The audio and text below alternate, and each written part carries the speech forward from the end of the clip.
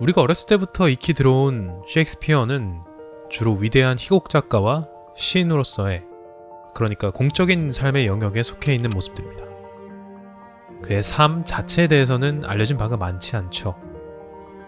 그러나 거의 대부분 불분명한 것들 가운데 분명한 사실은 셰익스피어는 누군가의 자식이었고 한 가정의 가장이었으며 가족의 품에서 자신의 인생을 끝마쳤다는 것입니다. 모르는 게 대부분인 영역에서의 진실 찾기는 거의 불가능해 보이지만 이런 절망적인 상황은 역설적으로 창의적 상상의 영역을 확장시켜줍니다. 작가와 감독은 아마도 이런 점을 잘 알고 있겠죠. 은퇴 후에 고향으로 내려간 셰익스피어는 가족과 어떤 모습으로 지냈을까? 무슨 생각을 가슴에 품고 고향으로 내려갔을까? 지금껏 베일에 쌓인 셰익스피어의 사적인 삶의 영역에 대한 관심과 상상력, 위대한 작가로서가 아닌 한 개인으로서의 셰익스피어에 대한 역사적 사실에 근거한 창의적인 상상력이 이 작품을 쓰게 만든 가장 근본적인 힘이었을 것입니다. 물론 셰익스피어에 대한 사랑이 가장 큰 원동력임은 말할 필요도 없겠죠. Good day to Mrs. Hall. Tell your sister I have a fine Rhenish wine delivered and she may have a bottle gratis for just a single smile. I'll tell her, Tom. 이 영화는 조금의 사실들이 포함되어 쌓아 올려진 거대한 이야기의 성체가 되어야 했던 만큼 작가와 감독이 사실들을 어떻게 연결시켜 쌓아 올렸는가에 따라 완전한 상상력이 되거나 일부 사실, 일부 상상, 혹은 모두 사실, 즉 모두 진실이 됩니다. 영화 속에서 그려지는 것들이 어떤 부분에 속하는지 알아보도록 하겠습니다. 네, 이건 진실이라고 전해집니다. 영화에서처럼 존 레인이라는 남자는 수잔나를 간통죄 혐의로 비난하며 고소했고 수잔나는 명예훼손으로 존 레인에게 재판을 신청했습니다. 그 결과 영화에서처럼 존 레인은 그 지역에서 퇴출됐다고 합니다.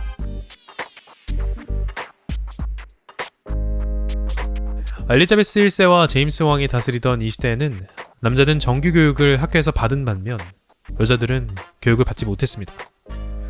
그러니 일반적으로 여자들은 글을 읽거나 쓰지 못했고 만에 하나 읽고 쓸 수 있어도 극소수뿐이었겠죠. 남자들 역시 학교를 다니며 글을 배우지만 읽기가 되어도 쓸 수 없는 사람이 많았다고 합니다. 이는 셰익스피어의 아버지에도 해당이 되었는데 여러분이 간혹 접하셨던 셰익스피어의 아버지가 문맹이었다는 자료는 글자 자체를 몰랐었다기보다는 읽을 수는 있었으나 쓸 수 없었다는 의미로 이해하시면 될 것 같습니다. 다시 영화로 돌아가면 셰익스피어의 가족 중에서 읽고 쓸 수 있었던 사람은 큰딸인 수잔나와 쌍둥이 아들 햄넷 정도로 보이고 아내 앤과 쌍둥이 딸인 주디스는 읽고 쓸 수 없었던 걸로 나옵니다. 이런 전제하에 역사상 밝혀지지 않은 햄넷의 사망 원인을 작가는 창조해냈습니다. 그러니까 역사가들도 햄넷이 어떻게 죽었는지 모른다는 거죠. 셰익스피어 전문가들은 이런 영화의 설정, 즉 셰익스피어의 가족조차 일부 문맹이었을 거란 설정은 상당히 사실 가능성이 있다고 판단합니다. 이 위대한 작가의 집안에 아이러니하게도 문맹이 있었을 수 있다는 것이죠.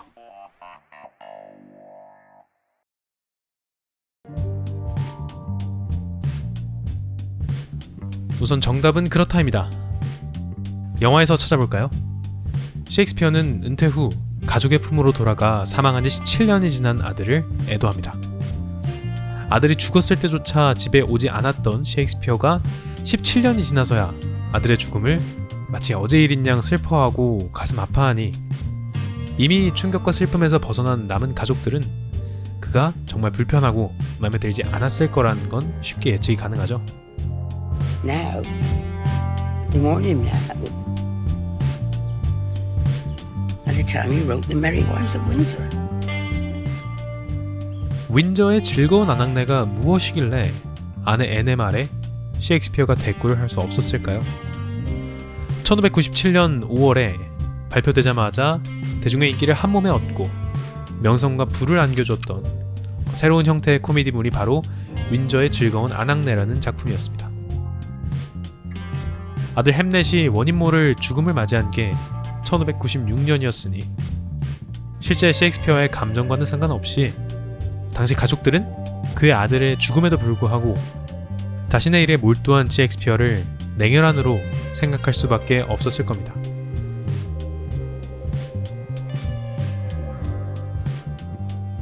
정답은 알 수 없다입니다. 셰익스피어 사망 후 400여 년이 흘렀지만 여전히 회자되는 논쟁거리 중 하나는 셰익스피어와 사우스햄턴 백작은 어떤 관계였는지에 대한 것입니다. 400년이라는 긴 세월 동안 밝혀진 게 아무것도 없기에 이것에 대해서는 조금의 증거와 무수한 주장만이 있을 뿐이죠.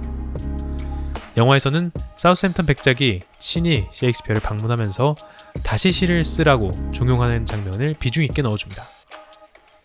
관객들에게 둘 사이에 흐르는 미묘한 기류를 긴장감 있게 그려주면서 말이죠. 우선 이 장면부터 얼마나 사실 가능성이 있는지 알아보겠습니다. 셰익스피어 전문가들은 백작이 셰익스피어 같은 계층의 사람을 직접 말을 타고 방문하는 일은 거의 불가능하다고 말하고 있습니다. 셰익스피어가 은퇴하기 전 사우스햄턴 백작을 위해 시를 헌정하고 막대한 후원을 받았던 건 맞지만 그렇다고 해서 당시 엄격한 계층 질서를 위협할 만한 행동은 하지 않았을 거란 것이 전문가들의 주장이죠. 따라서 감독이 공들여 넣은 영화 속 가장 긴장감 넘치는 이 장면은 거의 감독의 상상력의 산물이라고 보면 될 것 같습니다. 그러나 사우스햄턴에 관련된 아내 앤의 반응을 보면 당시에도 사우스햄턴과 셰익스피어의 관계 자체에 대해선 많은 루머가 돌았던 것 같습니다. 이미 8살 때 막대한 재산을 물려받아서 어마어마한 자산가가 됐고 당대 최고의 권력가를 후견인으로 뒀던 사우스햄턴 백작. 한편 돈으로 신사라는 직분을 구입해서 최하류 계층을 간신히 모면한 셰익스피어. 이 둘이 어떻게 만나서 친분을 나눴는지는 셰익스피어에 대한 대부분의 것이 그렇듯 오로지 추정과 추측만이 가능할 뿐입니다. 다만 연극을 좋아하던 백작이 캠브리지를 졸업하고 런던에 와서 궁정에서 여왕을 모시던 시점은 셰익스피어가 헨리 6세로 런던의 극장가에서 성군가도를 달리던 시점과 겹치다 보니까 그 시절의 연극을 매개로 알게 된 것이 아닐까라는 추측이 가장 다수가 동의하는 부분입니다. 또한 백작의 후견인이었던 윌리엄 세실의 요청으로 비너스와 아도니스라는 현재 19금에 해당하는 시를 써서 백작에게 헌정하고 무언가 암시하는 듯한 헌사를 남김으로써 지금껏 풀리지 않을 의혹을 불러일으키게 되죠. 이에 더해 1년 후 탈고한 루클레스의 겁탈이라는 작품을 헌정하면서 셰익스피어는 백작에 대해 보다 적극적인 애정을 보여주는 헌사를 남기게 되고 의혹을 품었던 사람들에겐 확신을 갖게 만들었습니다. 이런 상황을 알고 나면 백작의 방문에 들떠있는 남편 셰익스피어를 향해서 눈총을 주던 아내 앤의 심경이 충분히 이해되실 것입니다.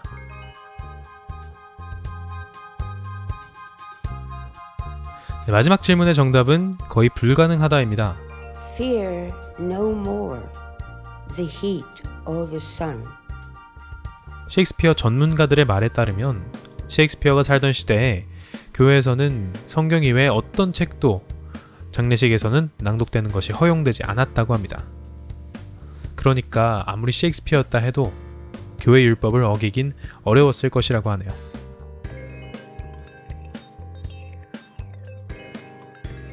빌 브라이슨의 책 셰익스피어의 순례를 보면 우리가 아는 셰익스피어는 우리가 안다고 생각하는 셰익스피어일 뿐 그의 진짜 얼굴도 알지 못하고 그가 진짜 언제 태어나고 죽었는지 심지어 그가 실존 인물이었는지에 대해서도 확신할 수 없다고 말합니다.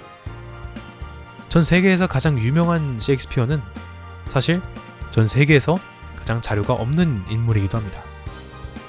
수많은 사람들이 수많은 시간 동안 찾아 헤맸지만 여전히 그의 삶과 그의 작품에 대해서는 명확하게 밝혀진 것이 거의 없습니다. 그러나 이런 점은 역설적으로 많은 예술인들에게 그의 삶을 상상해낼 수 있는 거의 순백의 공간을 만들어준 셈이기도 합니다. 셰익스피어에 대한 여러 편의 영화 중 오늘 함께 감상한 올리스 트루. 이 작품의 탁월함은 그의 가장 아름다운 시절이 아니라 아름다웠던 시절을 추억하고 간직하는 마지막 시절을 조명하는 데 있습니다.